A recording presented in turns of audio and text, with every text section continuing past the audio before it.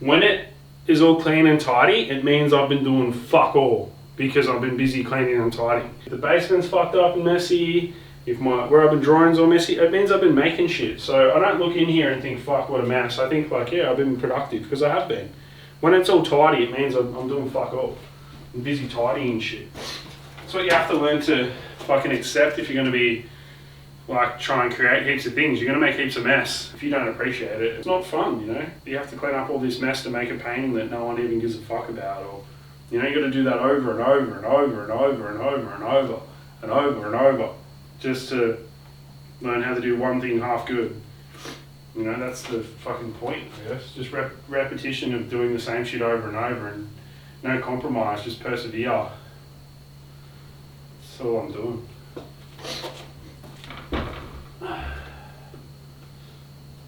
Are you ready for the light switch to the off? No.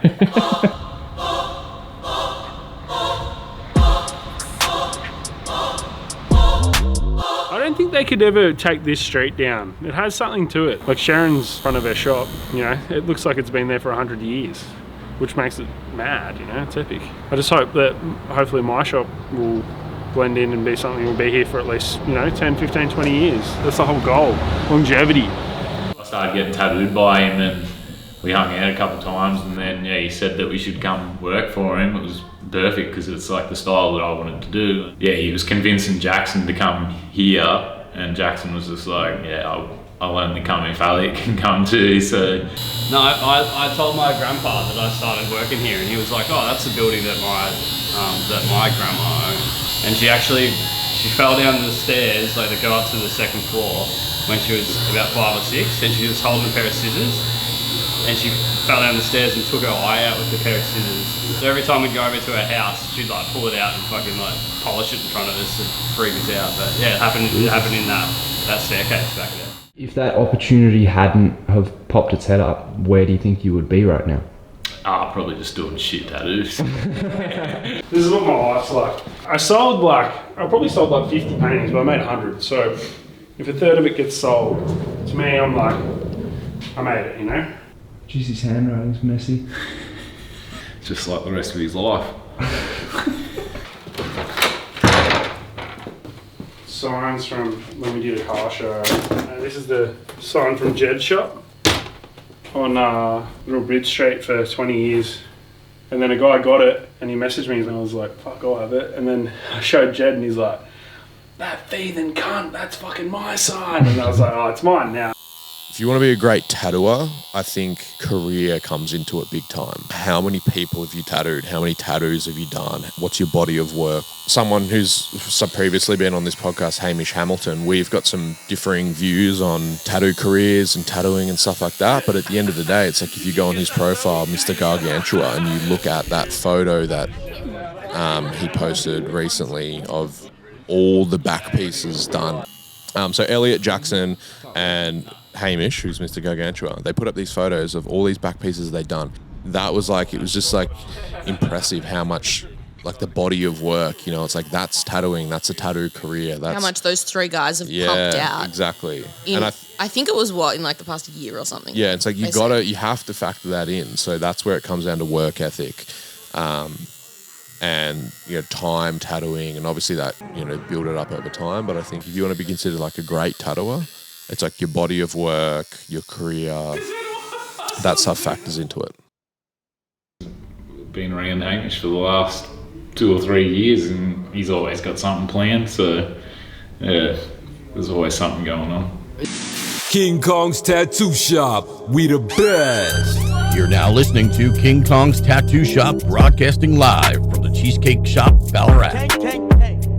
King Kong's radio playing nothing but fire. Everything else is straight trash. Wait, is that guy wearing a Montclair jacket? King Kong's Tattoo Shop, the hype beast of tattooing. I mean, Rolex of tattooing. Jackson Flower Gym programs and meal plans now available. Oh, sorry. I just finished counting all my buddy Hanish's trophies at his mansion. Gee, does that guy have a trophy cabinet? You Troy's probably never seen that many tat trophies. Sick of dealing with toys? Answer, Ray. You are broke. I didn't even know that. Reid's not building. I reckon I've got like 2 of these at home, bro. You're a man. Look, that's one of the tags on that fucking board. One of the tags on that back fence out there. He actually came in here. He's my friend and he tagged my back fence. Fucking asshole. He's so broke he has to wear the fucking bloody fence. Yeah, but I'm just trying to respect my grandma, bro. I respect my grandma. Yeah, but so I want to respect her more. No, I think she's into tats now because she's seen I had 2 tattoo shops. She come to both of them. She walks into them. She's like, "Fuck, this is legitimate business." My nan knows what's legit and what's not legit. She watches fucking 60 Minutes. We were mates before. Well, I called up him before he started in this shop. He was working in another shop in Ballarat, and yeah, he's sort of basically done 90% of my tattoos now. I do the electrical work for him here, so I try and keep him on top of that. Do you do like free electrical work, free tattoos? Yeah, basically. Yeah. It's good to come in here and just be comfortable, and I feel like everyone that gets tattooed here ends up becoming mates, like tight with Hamish, Jacko and Elliot. The customers have helped build the place. Like the community that we have here is really small, but they're all supportive as fuck, and we don't really exist without that. Like we kind of give a service to them and they give themselves to us to build that, like, you know, that image. And then people look at it, and when Jack and Ben go places, it's just game over compared to all the other people tattooing. They've got a leg sleeve that's been going for 3 years. Jack got his whole front done in 2 weeks.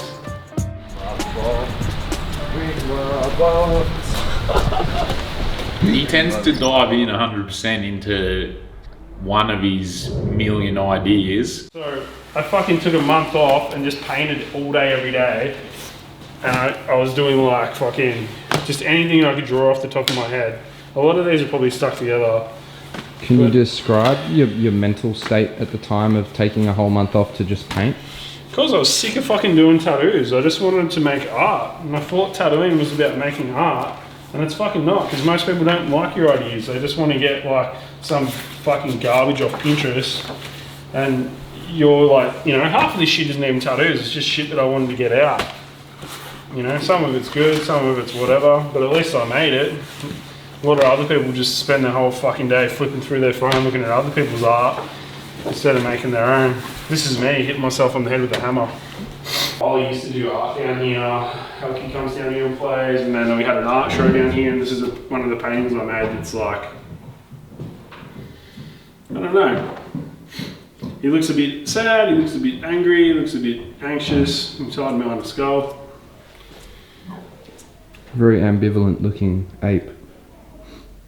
It's King Kong, brah. Mr. Garganch, baby. Yeah, you write it on there so people think it's real, but it's not. It's just like any other good sign that says something crazy. It's usually half like a joke. Don't whinge, don't suck. Just suck it up. You know, I'm getting tattooed, let's go. I thought it was tough, yeah.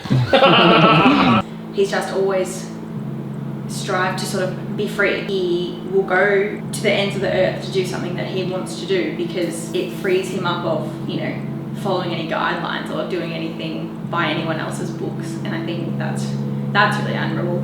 To all the boys, it's not about money, you know. It's all heart at the end of the day. That's what sets this shop apart from the other shops, because there's a lot of money to be made in doing walk-ins. Him in particular, it's not that he's too good for it, it's just that he doesn't feel like he could be genuinely himself to something that he doesn't really resonate with. The whole shop just is that way. It's being built on do whatever the fuck you want kind of thing. We're like not in this to make, you know, millions of dollars. You're trying to just do a good tattoo. I'm a passionate person. I love being on this street. I don't want to have a tattoo shop in a shopping centre. You know, I want to be somewhere where it's a bit odd, and it's like, I'm the same. I wouldn't care if I made 10 times as much as I make here. I wouldn't, you know, I'm not going to Stockland. No. I want to be surrounded by beautiful things. I'm sick of ugly stuff, and I come in here every day and I love it. I really, really love it.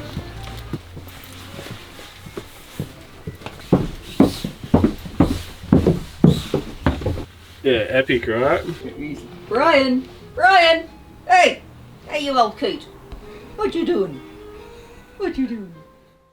to just get a bit of footage of us having a little chat, you know, for it. Anything you want. I must admit, when I heard a tattoo shop was going in, I thought, oh my goodness. But it's just been the best. They've been the best neighbours. And this street is a wonderful old street in Ballarat. And our shops are very early, you know, 1850s. And these guys have settled into the shop with their tattooing, and I'm here with antiques, and we've got Michelle with books and Diane with clothing. It's a great strip, but we're also good neighbours and friends. And yeah, I come see Sharon for a ladder because Sharon's got the best ladder in town. And if I need muscle, I go to these guys. Often I'm unloading something that's so heavy, and I go next door, and then these big muscly blokes come out, and some of them don't have shirts on because they're getting tattoos. And Sharon's our photographer when we got all the boys out the front with no shirts. we do like to look at the boys. How long have you been here for now, Sharon? 20 years on the street. Sharon's so like the mayor of our main road. I am not. I'll do it But now. you want to go down? Yeah. Do you want to do that?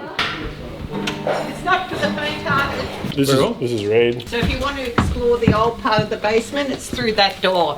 And mind your head. Yeah, all the shops in Main Road have a basement, and Sharon's one's probably equivalent size to the one in my shop, but I've actually never explored this thing that we're about to go. The great thing about the street is this is actually the oldest street in Ballarat. It was originally called Plank Street because it was a raised footpath of planks to keep people's skirts and hems out of the mud. When the diggings were here, everything goes very deep down, everything's got a heritage overlay, so it's kind of a pretty street. It's had a very checkered and interesting history. It's in a slightly sketchy part of Ballarat. We've kicked glass barbecue aficionados out of our car park. We've had people defecating and micturating in our car park. Hamish has moved in next door. He's a go-getter. They're a lot of fun. It's a family street. I know that's a hokey thing. But everyone in the street, all the people who work and live around here look out for each other. It's kind of like a little village. Everyone knows what's going on. You know, one hand washes the other. And it's not bad having a big scary bloke from Ballarat next door. Keeps away the riffraff. Just stay there and look at it. It's the difference of dogs versus cats, man. He just pisses on himself all the time, so it sounds like we all the time. Go on.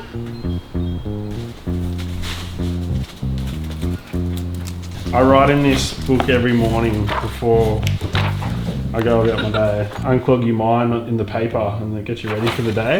So, I don't know. Some people think it's like a waste of time, but I always think the notes to self are good, you know. Optimism always wins. Look for the positive things. Don't bother or care for negative self-hate or pathetic self-pity thoughts. Fuck that. I never feel that way, or fuck with anyone who is like that.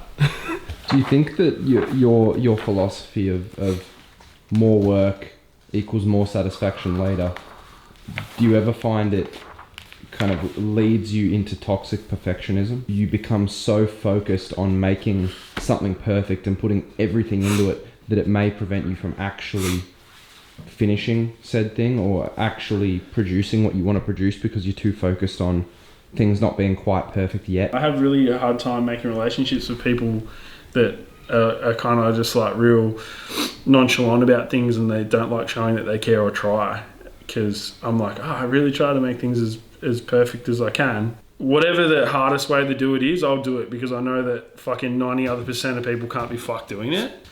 That's kind of toxic because it's just putting myself in situation because I know other people won't. 1000% energy, no weak ass shit. You know?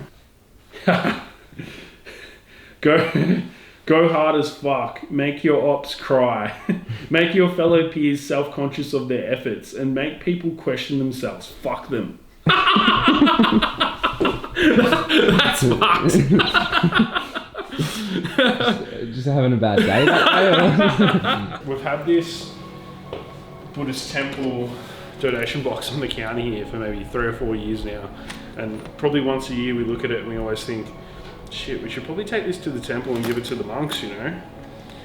Like, I've had people get tattooed and you charge them and they're like, oh, that's not much, and they drop a $100 bill in the back, and I'm just like, shit, we better go give it to the monks, you know? The community in Ballarat, they're just, you know, they're so thoughtful. They always cook food and they invite everyone, they're accepting of anyone and everyone. You know, like, That kind of seems like that should just be the standard though, shouldn't it? Shouldn't It's be. fucking not.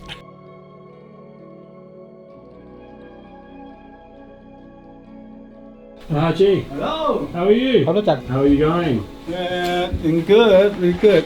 How about you? Good. This is my friend Reid. Yeah, both of Yeah, us. you blessed the shop. Yeah. Before. 5 years ago. Yeah. Now is what is going up or what? It's good. And the same shop, still good. More people work there. Oh, Yeah. Sometimes sick, sometimes better. That's life. Yeah. I always try to look for the positivity. Yeah. When I come here, I always leave more, feel positive and good energy. Yeah. That's good to everyone. That like who come and visit us, that receive something from us. Yeah. We do that. Our duty. Yeah. Just kindness. Yeah. Give a kindness. Give love. Give better.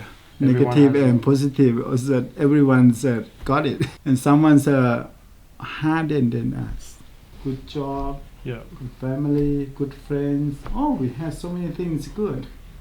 You see. You know, everything that people care about is so beautiful.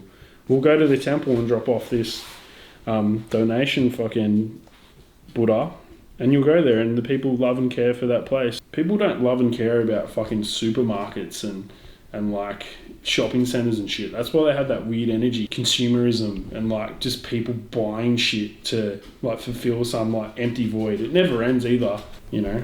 Fuck that. I feel like sometimes I can go somewhere and there might be some dude that's like fucking doing whatever the fuck I'm supposed to be doing with my life right now, and I'm just putting that into this tattoo shop and my family, and they own all these investment properties, or they're a financial mogul. Oh, well, Hamish just does what he wants to do every day, and here I am on a fucking phone call about some financial advice that I couldn't give a fuck about. It's going to benefit me in 30 years, and I'm just trying to do what's going to make me happy today, you know.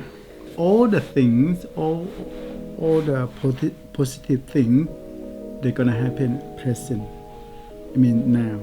Now is not thinking. Now is now. Yeah. Something passed already. They think again and again. Yeah. And then some things are not coming yet, but you think about that. Yeah. That's not good. Yeah. We call in Thai sabai sabai. Yeah. You heard of from Jet? Yeah. Make it easy. Yeah. Sabai, sabai. Sabai, Make it sabai. More relax. Sabai. Yes. Because if you think too much, you're not going to help anything. Anything that is going to happen, it will happen. But even though you try to stop it from happening, or you try to force them to disappear or something, but it's okay, you try hard, but at the end of the day, it's gonna happen. Look after yourself first. That's very important. Appreciate you guys. Like you see, you know? Appreciate now. Yeah. Yes. Always live now. Yeah. Yes. Anything that come into your life, and then you have to think about one day things gonna change to something better or worse. Have to be prepared. Buddha Bajayino Chataro Dhamma Vadante Ayu Wano Sukhang Phalang. Well done. Thank you. Well done. Feelings are in your control. It's your choice to care or relax. Just chill. Yeah, it's basically like, I think I wrote in here the other day, and I was like fucking crying when I wrote it, because sometimes I get a bit deep in thought and think, you know, what am I doing? You know? I'll try to find it. It must be like, I skipped like a month and I wasn't into it. Yeah, here's one. Today, I have free to do what I wish. No clocking in, no start time, no lunch break, no co-workers, no boss, no money. Just time to spend and think, what the fuck am I doing? I continue to persevere with the decisions in life that I've made, regardless of financial benefit. I just want to be free to express myself. I'm mad at myself lately. I can be so much more for my family. I want to be an example to Elkie, to show her to use your heart, persevere no matter what. Live a life with meaning, love, compassion, and heart. 1000% energy, no weak ass shit.